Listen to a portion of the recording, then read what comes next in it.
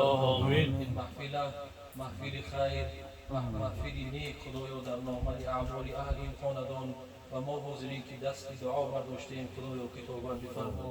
پروردگار فرزندایی که در آرزوی فرزند هستند الله آنها هم فرزندی صالح و سالم پروردگار که باغ دل باشد براشان نه داغ دل براشان بانصیب بگرد. گرنا مسیح داری ای دل تو بگو الله، گرنا مسیح داری ای دل تو بگو الله، گر عشق خدا داری ای دل تو بگو الله، گر عشق خدا داری ای دل تو بگو الله، گر عالم حیرانی در دشت و بیابانی،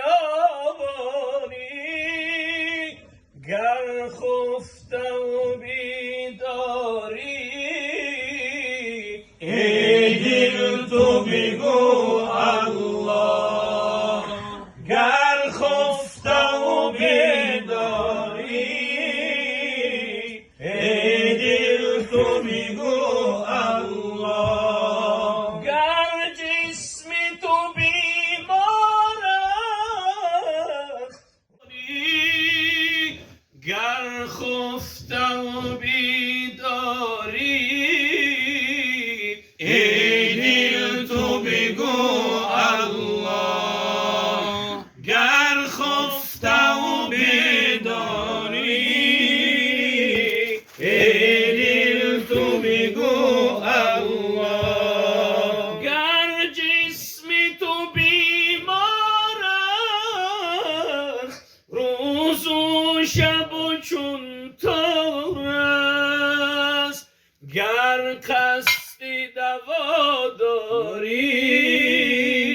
ای دل تو بگو الله، گر قصد دوا داری ای دل تو بگو الله، گر جسم تو بیمار است روز و شب و چون تار است، گر قصد دوا داری ای دل تو بگو الله، گر قصد دوا داری ای دل تو بگو الله، صد جرم و گناه داری ای دل تو بگو الله،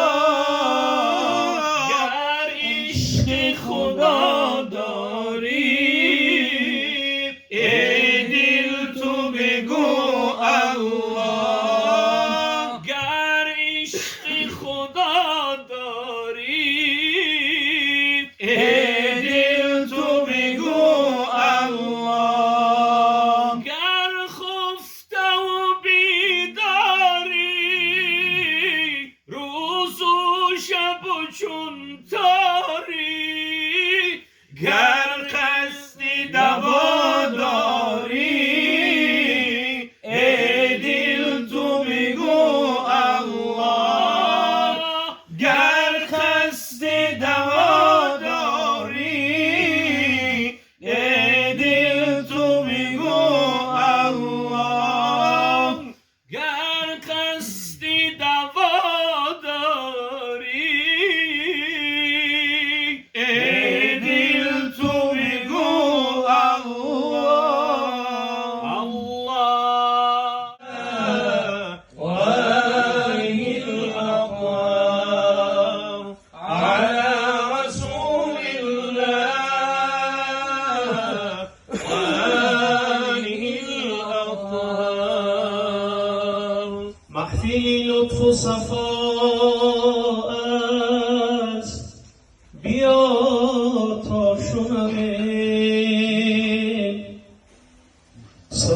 صدق و وفا است، بیا تا شنویم.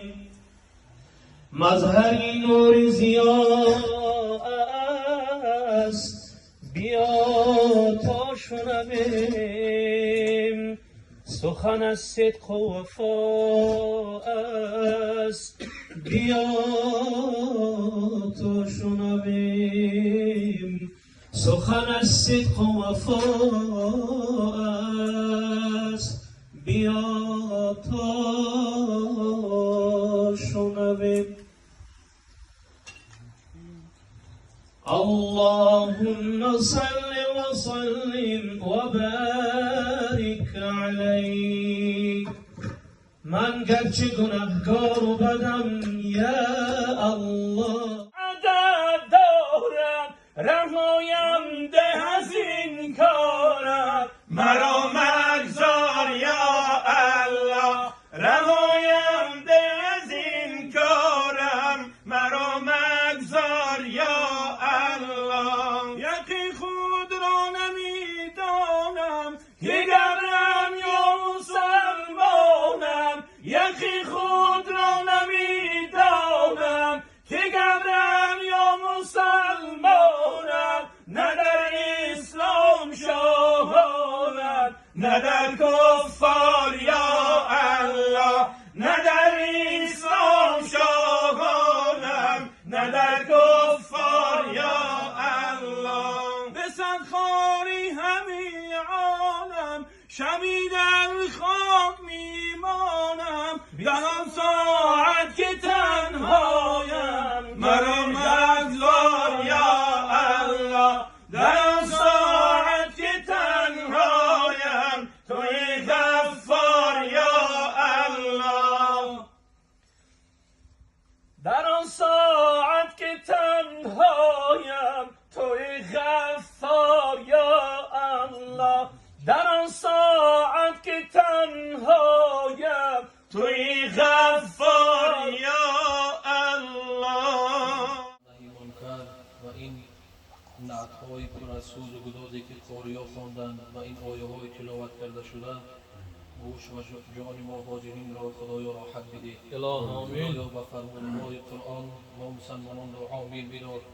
پروردگار از نافرمودهای قرآن ما مسلمانان را دور بدار. خدایا با هدایت قرآن ما مسلمانان را هدایت کن. پروردگار با برکت قرآن در عمر و جان و روزگار و خاندان ما مسلمانان برکت عطا کن. خدایا با نور قرآن رویهای ما مسلمانان را نورانی کن. پروردگار و شفاعت قرآن کل گذشتگان ما را شفاعت کن و گذشتگان اهل این خاندان و حاضرین که دست دعا برداشتند، همگیشان مغفرت، جاهاشان جنت، قبرهاشان پر از نور ایمان، نور اسلام، نور قرآن بگردان. از ثواب و ثمره این آیه‌های تلاوت کرده شده و این امر معروف و نهی منکر خدایا بر خودشان بگردان. خداوند صدقات و خیرات یکی حاجی محمد یوسف الله و درگاهت قبول بفرما. این محفل خیر، محفل نیک خدایا در نامه اعمال اهل این خاندان و ما حاضرین که دست دعا برداشتیم خدایا کتابت بفرما. واقعا آنچه که درباره فرزند گفتند این یک نعمتی از نعمت‌های پروردگار است. این یک نعمتی بی‌بها و بی‌پایان است. فرزند این قنات است، پیوند است، قوت است. یک نعمتی است که اگر شبان به روز درباره این وصف کنی پایانی ندارد. خداوند کدام این طفلک در این خاندان مبارک بگردان. پروردگار با برکت حاضرین قاریان و عالمان عمر دراز با برکت، با طاعت، با عبادت براش نصیب بگردان. مثل یک بابیش و پدرش اکای حاجی محمد یوسف همین خیل فرزندی به غیرت، فرزندی به ایمان، فرزندی که محیب دین و محیب اسلام باشد تا خادمی در جامعه و ملت و وطن داشته باشد. پروردگار همه آن کسانی که دست دعا برداشتند، چی مرادها و مقصودها، چی تمنیاتهای نیکی که در دلشان دارند، الله همگیشان به این روزهای نیک و مراد و مقصد و مطلوبهاشان الله برسان. پروردگار فرزندایی که در آرزوی فرزند هستند الله آنها هم فرزندی صالح و سالم پروردگار که باغ دل باشد براشان، نه داغ دل براشان با نصیب بگردان. خدایا در این محفل که قرار داریم این همه نعمت آرامی و امنیت و صلح و ثبات و تنجی وطنی عزیزمان تاجیکستان است که آرامانه و ذکر و فکر تو مشغول هستیم. الله مهربان این آرامی و امنیت و این صلح و ثبات و تنجی را در وطنی عزیزمان تاجیکستان پایدار و استوار و برقرار نگه دارد.